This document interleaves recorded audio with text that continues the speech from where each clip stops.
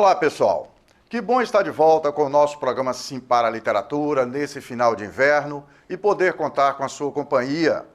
E vamos juntos na direção de uma sociedade mais solidária, mais fraterna e menos desigual, tendo o livro como a extensão do nosso braço. Portanto, se acomode na poltrona e curta junto comigo.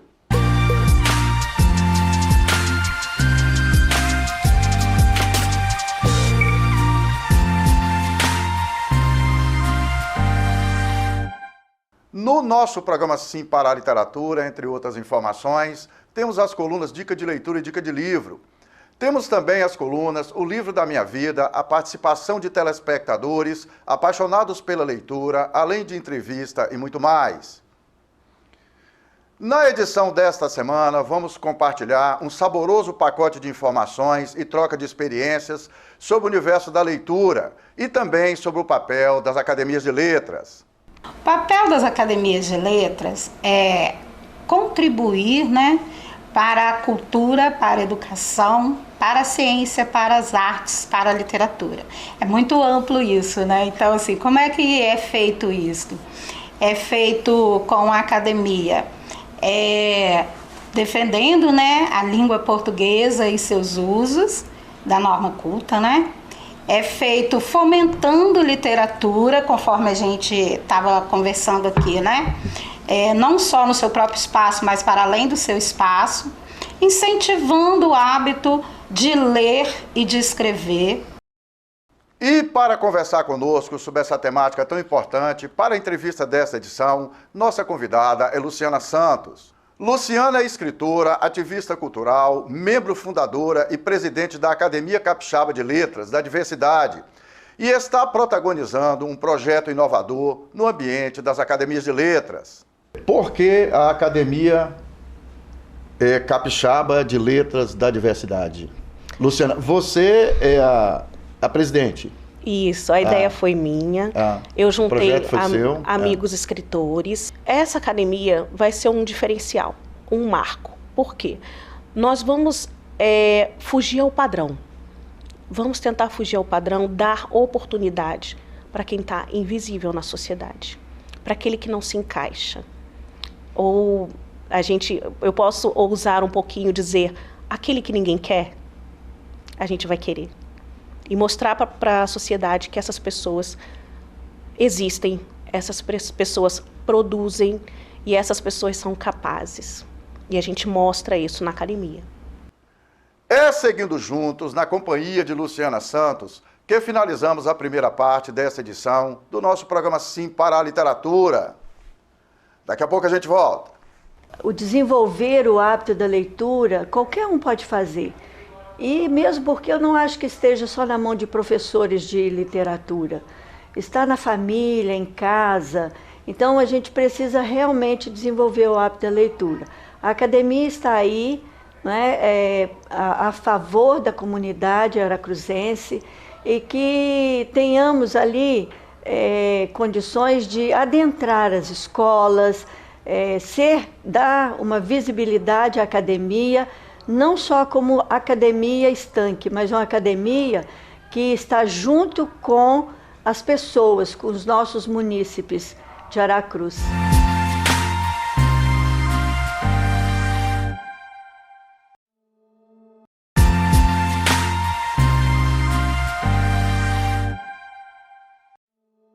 Estamos de volta com o nosso programa Sim para a Literatura e é muito bom continuar na sua companhia. Olha, pessoal, o hábito da leitura é a prática de ler com frequência e com qualidade para atingir os diversos objetivos e benefícios dessa prática. Esse hábito indica a leitura de livros e textos com maior nível de complexidade que desafiam e desenvolvem a inteligência e o nível intelectual, o que vai além da leitura de textos simples e curtos que encontramos na internet, por exemplo. Esse hábito acontece a gente praticando, não é mesmo? Então vamos compartilhar experiências na nossa coluna Dica de Leitura desta edição.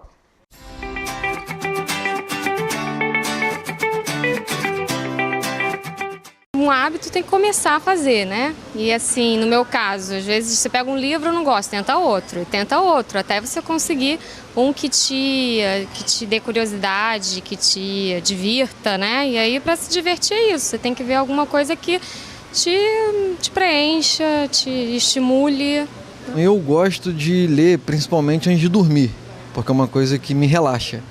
Então, para mim, a parte da noite é uma hora excelente porque te tranquiliza e a partir do momento que você começa a fazer isso mais vezes, você vai pegando o hábito e, consequentemente, vira uma rotina. Eu, particularmente, antigamente não tinha o hábito da leitura, né? Até que uma pessoa me apresentou um livro que é Mudança de Hábito. E aí, nesse livro, fala que para você agregar um hábito novo e um hábito bom, você deve fazer aquilo um pouquinho todo dia durante 21 dias. E aí eu comecei a ler uma página do livro todo dia durante 21 dias. E aí eu não consegui mais parar de ler. Acho que quem não lê tem que começar a ver os livros de outra forma. Não, isso aqui é muito grande, eu não vou conseguir ler. Não, eu acho que primeiro você tem que começar a procurar o que você gosta. Eu me interessei por esse tema, então um livro que vai levar algo para a sua vida e você realmente colocar e dizer, não, eu vou parar para ler, vou tirar um tempo. Então, mesmo que na correria, você sempre andar com aquele livro na mão, qualquer minutinho você para e lê, você vai se ocupando e vai ver que vai terminar um livro bem rápido. E tornar aquilo bem habitual, sempre tentar ler um pouco mais todo dia. É isso aí, pessoal. Dos nossos convidados que participam desse vídeo que a gente acabou de assistir, eu destaco aí a experiência da Heloísa, né? Ela começou a ler uma página por dia. Olha que coisa interessante. Pegou o gosto pela leitura, adquiriu afeto pelas histórias contadas nas páginas dos livros. A gente vê que é simples, né? É só tomar essa iniciativa, estabelecer uma rotina de leitura e adquirir e extrair dessa experiência os benefícios que a leitura proporciona para a gente. Mas vamos ouvir uma nova opinião. Quem lê tem uma visão diferenciada do mundo. Quem lê fala melhor, se expressa melhor, tem um nível, uma gama de vocábulos melhores, assim, de conseguir falar, de conseguir se expressar. Fora a criatividade, né? Fora a visão que a gente tem das coisas. Enfim, eu acho que quem lê só tem a ganhar. Na nossa dica de livro, nossa convidada nos indica o livro O País das Mulheres. Uma história escrita com humor e ironias que retrata um país fantástico em que as mulheres tomaram o poder. Pode rodar a dica.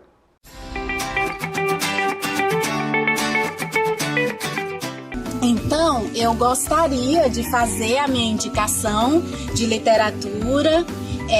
Queria indicar para vocês esse livro que eu particularmente aprendi muito lendo, dessa autora que muitas de nós, mulheres, né, mas todos os, né, toda a militância e todas as pessoas que são apaixonadas por literatura ou que querem, né, fazer alguém se apaixonar por literatura, gostaria de indicar esse livro de Gioconda Belli, né, essa mulher que é maravilhosa e escreve, né, a partir de um lugar, a partir de um olhar, que é o olhar sobre a América Latina.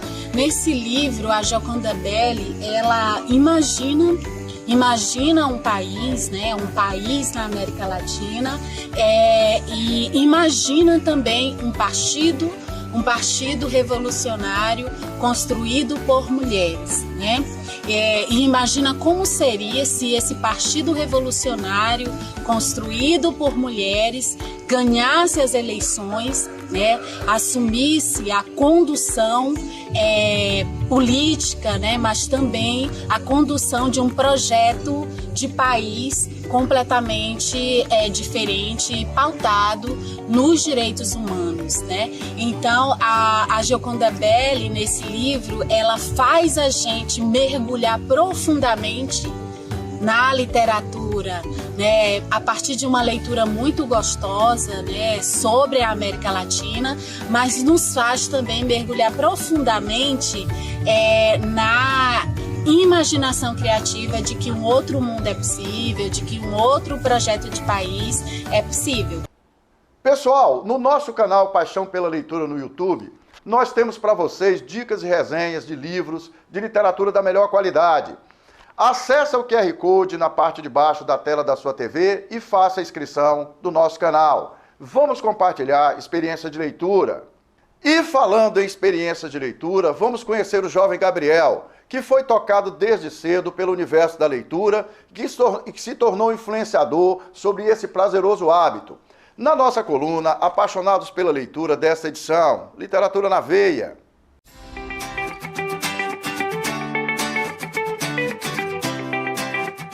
O Gabriel passa boa parte do dia assim, lendo. Ao todo, ele lê cerca de 30 livros por ano. Uma maratona que ele ama. Sempre foi muito mais fácil pra mim algumas coisas, porque, por exemplo, quando eu ia na faculdade de jornalismo, eu gostava muito de ler já, por isso que eu escolhi. E eu via que, assim, tinha muita gente que não gostava de ler. E eu tinha muita mais facilidade de escrever, por exemplo, alguma coisa. Mais facilidade de conectar meus pensamentos quando eu tinha alguma ideia. O Gabriel gosta tanto de ler que em 2013 decidiu criar um site para dar dicas e conversar com outras pessoas sobre literatura. E eu sentia muita falta de conversar com as pessoas dos mesmos livros que eu, porque depois que acabou o ensino médio, eu não tinha mais com quem conversar. Daí eu comecei a fazer curso de inglês e a minha professora falava assim, lê livro em inglês para você praticar. Daí eu li uns livros em inglês e não tinha saído no Brasil ainda, não tinha com quem conversar. Daí eu criei o site e no site eu comecei a conversar com mais gente que tinha lido esses livros que eu estava lendo, né? Mas nem todo mundo é como o Gabriel. De acordo com uma pesquisa do Instituto ProLivro, 30% dos brasileiros nunca compraram um livro sequer. Mas a intenção do Gabriel é mudar essa realidade aí. Tanto é que depois de criar o site, ele já escreveu 2 livros e ainda fez um canal no YouTube. É que todo mundo, uma hora ou outra, vai começar a gostar de ler, só precisa achar o que ela gosta. Então não importa se você gosta, sei lá, de fantasia, de ficção, romance, uma hora você vai achar uma coisa que se interessa e você vai gostar de ler. Você tem que incentivar. Se a pessoa não sabe disso, que uma hora ela pode, que existem vários tipos de livros, várias histórias, várias formas de se ler, ela nunca vai... se ela não tivesse incentivo, ela nunca vai buscar, nunca vai atrás. Como podemos perceber, pessoal, esse contato com os livros e com as histórias contadas em suas páginas influencia pessoas de todas as gerações. Então aproveita, pega o livro para ler e torna esse hábito uma prática do seu dia a dia. E você vai perceber tantos benefícios que a leitura nos proporciona. É seguindo juntos nas trilhas desse pacote de benefícios que a leitura nos proporciona que finalizamos a segunda parte desta edição do nosso programa Sim para a Literatura. Daqui a pouco a gente volta. Essa academia vai ser um diferencial, um marco. Por quê? Nós vamos fugir ao padrão. Vamos tentar fugir ao padrão, dar oportunidade para quem está invisível na sociedade, para aquele que não se encaixa. Ou eu posso ousar um pouquinho dizer, aquele que ninguém quer, a gente vai querer. E mostrar para a sociedade que essas pessoas existem, essas pessoas produzem e essas pessoas são capazes. E a gente mostra isso na academia.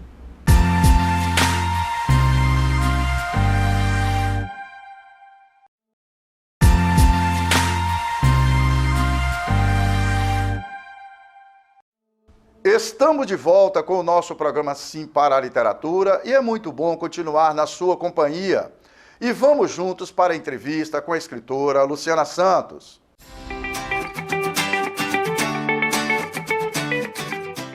Nessa edição do nosso programa Sim para a Literatura, eu recebo com muita satisfação aqui no estúdio da Rede Sim Televisão em Linhares, Luciana Medeiros dos Santos. Luciana é professora e membro fundadora, né, da Academia de Letras, Capixaba de Letras da Diversidade, que é um projeto bem interessante, que nós temos o prazer de conhecer e trazer, né, aqui como pauta do nosso programa Sim para a Literatura, para compartilhar com vocês o propósito, né, o objetivo e a intenção desse grupo, que é também, assim como nós aqui do programa Sim para a Literatura, aproximar as pessoas dos livros. Luciana, bem-vinda. Que correria, hein, Luciana? Saiu cedinho lá de Vila Velha, né? Foi 5h50, a gente já estava dentro do ônibus. Na rodoviária de Vitória? Isso, rumo a Linhares. Seja bem-vindo ao programa Sim para a Literatura, que bom ter você aqui. Obrigada, igualmente. É uma pergunta que eu costumo fazer até para ter como referência, né, para nosso telespectador. Como é que esse contato seu com o livro, como é que surgiu na sua vida, Luciana? Foi mais cedo, foi um pouco mais tarde, como é que foi? Na verdade, o meu contato com os livros se deu na alfabetização, com a professora chamada Solange, mas eu me envolvi com a escrita e com a literatura de uma forma diferenciada. Inusitada, eu posso dizer. O que veio primeiro? Eu sou carioca e nascida e criada no samba. Então, Dona Ivone Lara, como compositora, as músicas, a melodia, a poesia me chamava muita atenção. Você conheceu Dona Ivone Lara ou você só ouvia aquilo que ela fazia? Não, conhecia. Conheceu? Da gente mesmo? Frequentar os espaços, berço do samba carioca, né? Então, isso sempre fez parte da minha vida. Então, na Academia Capixaba de Letras da Diversidade, ela é minha patronesse. Eu escolhi Dona Ivone Lara por conta disso. Então, foi uma forma diferente de eu ver a literatura. Não através do livro, mas através da música e da oralidade e dela ser compositora. Ok. Ou seja, você já garantiu um território bem bacana no Paraíso, né? Você conviveu com a Dona Ivone Lara. Que maravilha. Tem algum destaque em termos de livro que você consegue, assim, lembrar? Quando eu estava ainda no meu ensino médio, eu lembro que a gente tinha que ler os clássicos. Eu até comentei com os colegas da academia que eu sempre tentei fugir muito do padrão dos clássicos, porque eles eram obrigatórios. Então, eu tento inovar, trazer para mim assim, o que eu vou usar agora, para o meu dia a dia. Foi quando eu separei esses 2 livros, que são os que estão sempre no meu sofá, e meus filhos falam assim: mãe, mas a senhora está sempre lendo os mesmos livros? Eu falo assim, eu preciso. Eu sempre faço uma busca daquilo que eu estou precisando naquele momento. Então eu volto na leitura. Você está falando do Isamitiba, né? Isso. Quem Ama Educa, a gente vai colocar aqui a foto também, para aproximar mais. E do Gabriel Chalita, o livro dos sonhos, que eu vou colocar aqui também. Isso. Tá? Gabriel, nesse livro, ele fala sobre... São 6 lições que têm a ver com cidadania, fraternidade, generosidade, ética. Porque a gente vive numa sociedade que atualmente está muito doente. Então, esse livro me ajuda. Por isso que eu falo, no dia a dia eu busco aquela literatura que me marca, que vai me ajudar. Que ajuda você a reorganizar suas energias mentais. Isso. É mais ou menos isso? E eu tenho 2 filhos adolescentes. Então, eu vou no Isamitiba quase que diariamente para lidar com eles e com a minha rotina. Eu ainda estou na escola, eu sou professora readaptada, então eu atuo na biblioteca, eu ajudo no pedagógico. Então, Isamitiba e Gabriel Chalita são meus alicerces no momento. Eu sou de uma família de professores, né? E existe meio que uma confusão na sociedade brasileira sobre quem é que educa, a família ou a escola. Ambos é 50%. 50% cada? 50%. O aluno, a gente costuma falar assim, eu falo para o pai, né? Falava quando eu dava aula, você conhece o seu filho. Mas tem valores que o aluno, o estudante já tem que levar para a escola. Tem que levar. Tem que levar. Tem que levar, porque na nossa formação acadêmica, a gente não é preparado para lidar com a criança que está chegando assim, enquanto o eu dele, daquela família. A gente recebe um grupo bem diferenciado. Então, que a gente fala, mãe, se puder mandar educadinho pra gente, o dá licença, por favor, bom dia, obrigado. Aí a gente entra com as matérias, com a informação, com a troca. Até o compartilhamento do conhecimento, isso, né? A criança, quando ela traz essa base de casa, ela vai interagir, ela vai ajudar o outro. A gente fala eu sou do tempo da formação com Vygotsky, né? De que a criança aprende brincando, aprende com o outro. Então, quando ela traz essa base, pra gente é um sucesso, até na aprendizagem. O exercício de leitura, uma pesquisa assim, que a gente faz permanentemente, eu falo que é um trabalho empírico, né? Que para nosso telespectador entender, o trabalho empírico é aquilo que você aprende com o dia a dia, com a observação, né? Não é aquela pesquisa científica. Não. Mas também tem pesquisas que mostram que os estudantes que já traz de casa, por exemplo, o contato com os livros, o hábito da leitura, e que a escola é obrigada a fazer isso, né? Constitucional. Esses grupos de estudantes que têm mais acesso a esse universo da leitura, do lúdico e tal, normalmente eles têm uma relação mais positiva com os colegas da escola, que a gente poderia colocar no sentido horizontal, e também com professores, com pedagogos, com diretores. Você percebe isso na sua realidade? O tempo todo, o desempenho deles é outro. Eles conseguem... Inclusive o desempenho em termos de nota em todas as disciplinas. Todas as disciplinas, todas as disciplinas. Eles interagem bem na escola, tornam-se acolhedores com os alunos novatos, são colaboradores. Não é o chamado dedo duro, não. Quando a gente fala colaborador, são solidários, são mais humanos, a gente diz assim. São contra a prática do bullying. A criança leitora, ela fica totalmente civilizada e humanizada. A leitura e a escrita são ferramentas de sustentação da sociedade. A gente vive, você colocou muito bem aí no início da sua fala, a gente está vive uma sociedade um pouco adoecida assim. E que muitas vezes é violência, né? Essa questão das fake news, esse lado meio apodrecido das redes sociais, esse lixo eletrônico que se espalha por aí, principalmente nos grupos de WhatsApp e tal. Eles estão produzindo nas pessoas essa casca dura, né? Essa desumanização. É como se a empatia fosse uma coisa que não tivesse importância. O problema que o outro passa não me diz respeito. É mais ou menos assim que a gente percebe que um percentual de pessoas está agindo. Um desprezo pelo conhecimento, né? Pelo desenvolvimento intelectual. A gente está conseguindo reverter isso quando incentiva a leitura? Eu acho que a gente faz esse movimento sim. Quando nós fundamos essa Academia da Diversidade, a gente pensou nesse momento de inclusão, trazer o jovem da periferia, trazer aquela pessoa que trabalha com a literatura de forma informal, às vezes não tem um livro publicado ou apenas artigos, participa de saraus, as pessoas de terreiro, né, como quilombolas, as pessoas de várias culturas.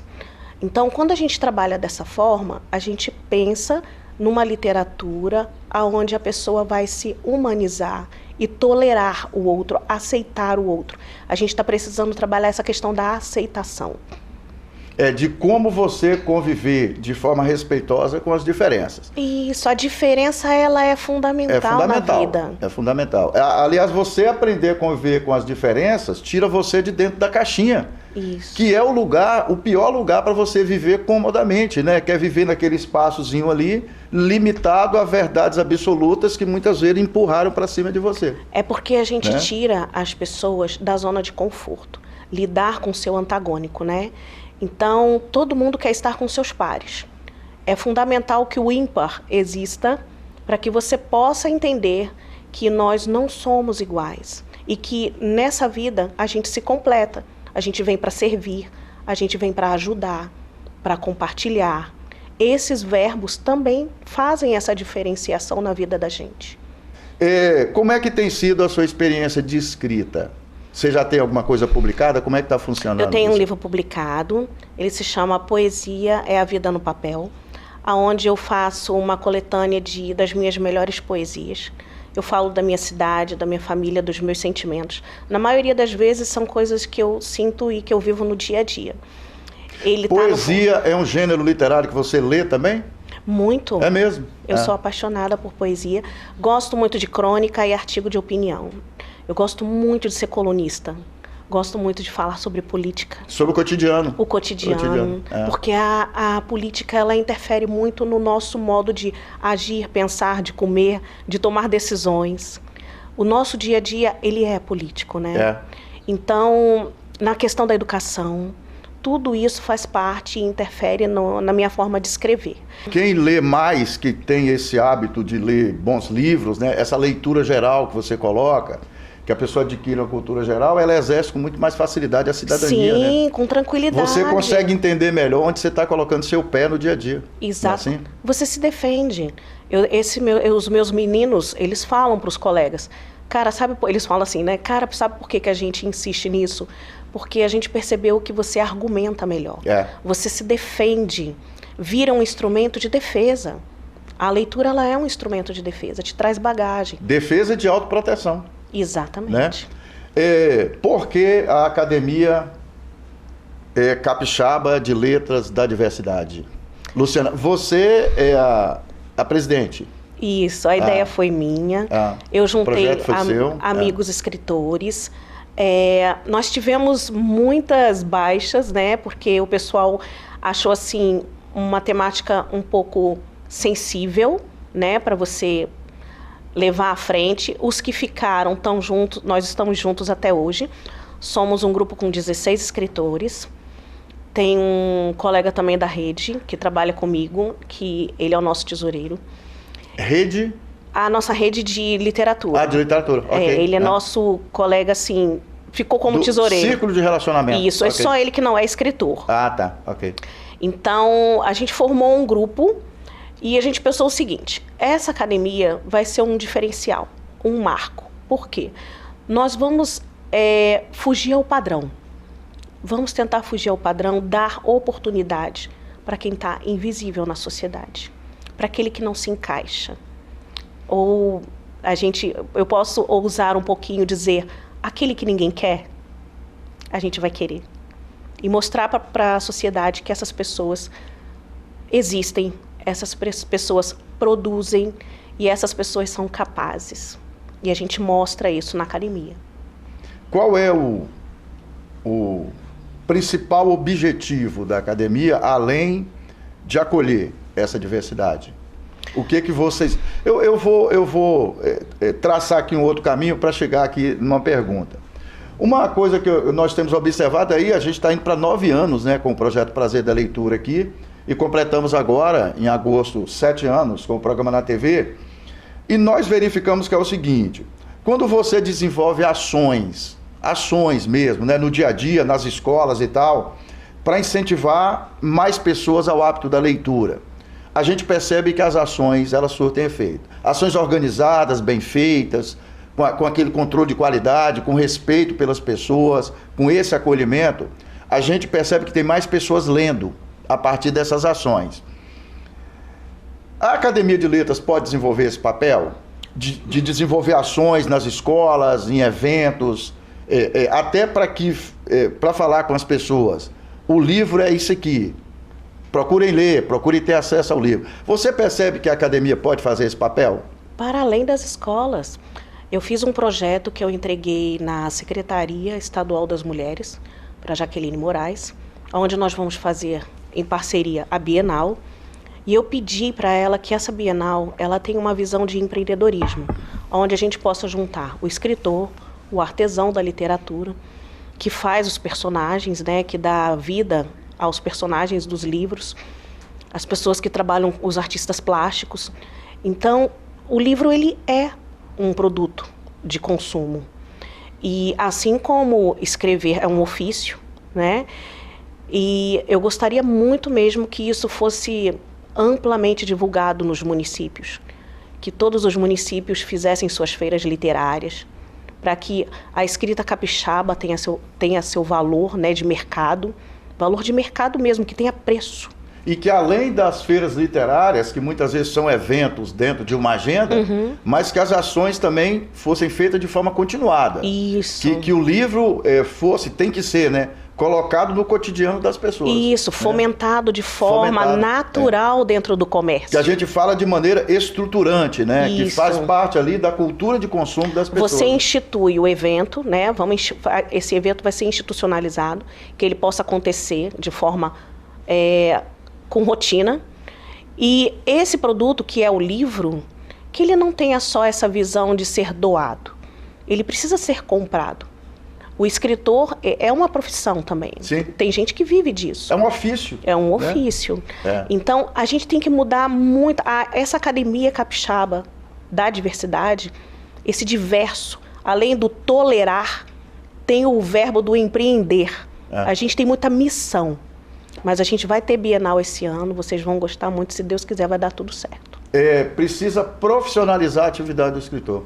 A nossa sociedade entender, tudo bem que às vezes para incentivar o hábito da leitura, a gente faz campanhas de doações de livros. Porque também a nossa sociedade lê as pessoas, né? Leia-se que são pessoas na sociedade. A sociedade não existe sem as pessoas. A gente tem muito essa coisa de livros que ficam enfeitando estante na sala. Tem. Livros guardados dentro de caixas de papelão, muitas vezes jogado num canto da despensa. É preciso colocar o livro para circular. Mais pessoas lendo estimula mais pessoas a escrever com qualidade. Uma sociedade leitora estimula mais pessoas a escrever. O que eu gostaria muito de ver seriam líderes comunitários de bairros, sabe? Eu tenho um sonho assim, em que eles pudessem colocar nas praças, todo domingo, livros, para que as pessoas pudessem manusear, observar, sentar, tentar ler, se conhecer, se descobrir. Pode parecer utopia, mas eu acho que é algo possível. É popularizar o livro e aproximar o livro cada vez mais das população, porque o livro ele é um objeto caro. Ele é caro. Ainda é no Brasil. Então, e se você leva ele na forma de doação também para a periferia, para a população de baixa renda, ela vai tentar depois buscar um jeito de chegar, alcançar naquele livro que ela não conseguiu através de doação. Estimular bibliotecas comunitárias, né? Que o livro esteja cada vez mais próximo das pessoas. E que isso parta do poder público. Sim, políticas públicas que sejam incentivadoras da leitura. Você quer dar um destaque para os livros que você trouxe? Sim. Você quer fazer um comentário rápido sobre cada um? Sim, esse aqui de Samitiba, Conversa com os Filhos. Essa parte do livro da Conversa com os Filhos é uma parte onde você, enquanto mãe solo, eu divorciada, você se descobre colaborando com a sociedade na formação do indivíduo. Você prepara ele para estar inserido no mundo e de uma forma que o retorno para você, enquanto membro da família, seja satisfatório. Eu costumo falar assim para as minhas colegas também, que são professoras: meu telefone não toca. Por que meu telefone não toca? Porque esse livro me deu base. Deu base de sustentação na educação. É um livro que eu indico.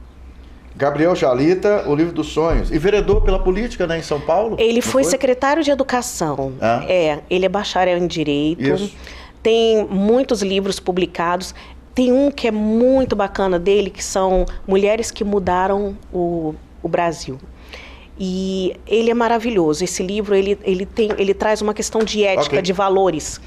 É um livro também que eu recomendo. Você trouxe dois caras que eu tive a oportunidade de assistir palestra dele. O Samitiba em Belo Horizonte, quando eu morava lá, e o Chalita em São Paulo. Uma vez que eu fui no evento lá, ele estava lá palestrando. Por gentileza. Aí você vê que diverso. Eu tenho 2 homens como referência para eu trabalhar no meu dia a dia, e a minha formação escrita e de oralidade veio do samba. Olha como que é diverso esse mundo da literatura. Eu viver da letra do samba, gostar da melodia, da poesia, e usar Samitiba e Gabriel Chalita para o meu dia a dia. Luciana, muito obrigado por nos ajudar, né, a brilhantar cada vez mais a agenda de entrevistas do programa Sim para a Literatura. Agora, eu sempre digo aqui, a porta está aberta, né? Por favor, venha mais vezes. Com prazer. Bom? Assim que dinamizar a academia, vamos trazer os outros membros, né, para participar com a gente. Isso, a gente pode combinar isso, trazer o grupo. Obrigado por ter vindo. Obrigada a você. Seguindo juntos e ampliando esse espaço de valorização da leitura e das academias de letras, que finalizamos esta edição do nosso programa Sim para a Literatura. Que é uma instituição aberta, que é uma instituição de pessoas que fazem um trabalho social. Eu entendo que fazer um trabalho como a Academia Vai à Escola, como os concursos literários, são trabalhos que aproximam da comunidade a academia, obviamente, aproximam os escritores da academia, e também mostram que nós não somos um bando de pessoas encasteladas. Ela está ativa. E que é importante aproximar os leitores também. Aproximar os leitores. Porque quanto mais leitores, mais valorização vai ter o trabalho do escritor. Claro, até porque não há escritor sem leitor. Exatamente. É isso aí, pessoal. Bem legal a participação de vocês, no prestígio que nos proporcionam, com a sua audiência nesta edição do nosso programa Sim para a Literatura. Para que vocês tenham acesso às edições anteriores e aos vídeos do programa, acessem youtube.com/Sim para a Literatura. Aponta seu celular para o QR Code que está na parte de baixo da tela da sua TV e faça sua inscrição no nosso canal. Vamos compartilhar experiências de leitura. Entrem em contato conosco através do e-mail simparaliteratura@gmail.com. Agradecemos o prestígio da sua audiência. Saudações poéticas e literárias e muito obrigado.